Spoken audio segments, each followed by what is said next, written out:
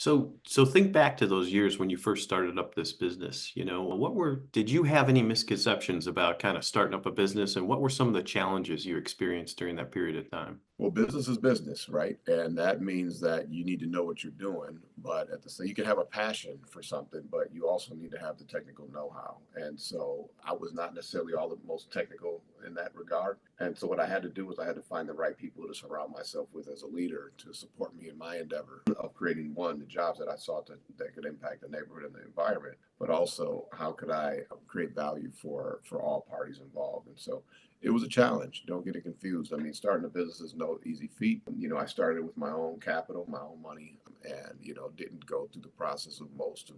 I didn't have friends and family to kind of lean on to say, "Hey, can I borrow money, or can you help invest in this new venture that I'm getting involved with?" And so, it was tough for a while. It's been tough, right? But when you're passionate about something, I encourage anybody who has a strong passion to do their research and then kind of lean in and make sure that they do their proper planning to get their business on the ground.